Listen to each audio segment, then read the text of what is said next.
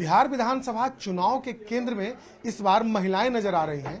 सरकार हो या विपक्ष हो, लगातार घोषणाओं का दौर जारी है। हमारे साथ भाजपा की नेत्री स्मृति ईरानी जी हैं।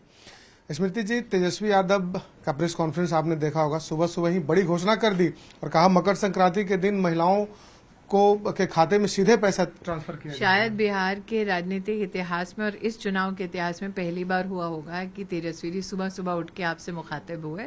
मैं इतना ही कहती हूँ कि 1,30,00,000 बहनों को जब मुख्यमंत्री रोजगार योजना के अंतर्गत 10,000 रुपए की राशि पहुंचाई गई खाते में, तो तेजस्वी जी से मेरा विनम्रता पूर्वक ये सवाल है कि उनके ही नेता ने फिर उसका खंडन क्यों किया और इलेक्शन कमीशन को क्यों फिर लिखित ये निवेदन किया कि इस योजना को रोक देना चाहिए। दूसरा, मेरा ये मानना है कि बिहार की महिलाएं विशेष रूप से समझती हैं कि प्रधानमंत्री मोदी जी का संकल्प है कि 10,000 की राशि शुरुआती राशि है, वो सीड मनी बढ़कर 2 लाख तक पहुंचेगी। तो क्या तेजस्वी जी बिहार की महिला को इतना कम आंकते हैं कि 2 लाख के सुनिश्चित रकम को छोड़कर आरजेडी के झांसे में आ जाएंगे?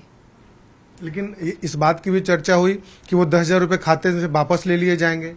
ऐसा भ्रम फैलाने का उनका प्रयास है और ये भ्रम वही फैला सकता है जिसने जनता के पैसे लूटे हों। आपको लगता है कि जिस तरीके से तेजस्वी यादव हो, महागठबंधन का नेता हो, महिलाओं के लिए बात कर रहे हैं, महिला बिहार की जो महिला हैं वो उनके साथ जाएंगी? आपको लगता है चंपा विश्वास केस के बाद, शिल्पी जैन के केस के बाद बिहार की कोई भी स्वाभिमानी महिला दहशत के उस दौर में लौटना चाहेगी? प्रधानमंत्री को भी बिहार में गाली दी गई थी। वो उनका स्वभाव है विपक्ष का। जब वो विकास के मुद्दे पर चर्चा नहीं कर सकते तो वो प्रधानमंत्री के ऊपर छीटाकशी करते हैं या इस प्रकार की ऊंची बयानबाजी करते हैं। आज अगर आप सिर्फ विकास के ही मुद्दे पे बहुत ही साधारण विषयों पर बात करें तो आप बताइए कि 6 करोड़ लोगों के पास बिहार में बैंक का खाता नहीं था। अब सत्ता तो आरजेडी के पास, कांग्रेस के पास केंद्र में भी थी मिली भगत की। तब उन्होंने बिहार के उन गरीब लोगों के लिए बैंक का खाता क्यों नहीं खोला, ताकि तिजोरी दिल्ली से अगर पैसा निकले तो उनके बैंक के खाते तक सीधा आया। उसमें कम से कम 3.5 करोड़ बहनों का नया खाता खुला है। ये प्रयास आरजेडी और कांग्रेस भी कर सकती थी जब उनके पास सत्ता थी।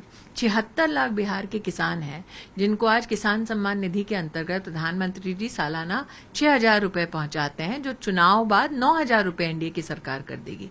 ये काम तो आरजेडी और कांग्रेस भी कर सकती थी जब उनके पास सत्ता थी, और सत्ता तो दशकों तक थी, तब उन्होंने ये काम क्यों नहीं किया?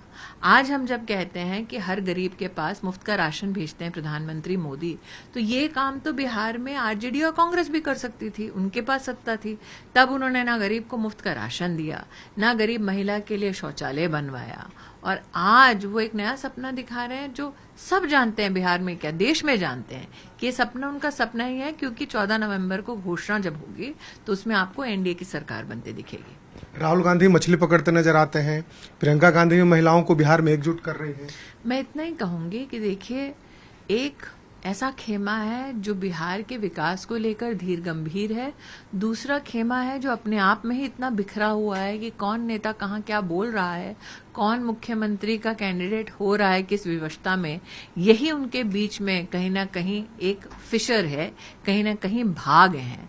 तो हम इतना जानते हैं कि हमारी भाजपा नेत एनडीए की जो सरकार है उसके लिए बिहार का विकास ही उनके दिनचर्या का केंद्र बिंदु है। तो बिल्कुल, एक और तेजस्वी यादव दावा कर रहे हैं तो दूसरी ओर स्मृति ईरानी ने भी यह साफ दावा किया है कि तेजस्वी और महागठबंधन के अन्य लोग कोई भी घोषणा कर लें, बिहार की महिलाएं इस बार एनडीए के साथ खड़ी हैं। कैमरा पर्सन दीपक के साथ शैलेंद्र, न्यूज़ 18 पटना।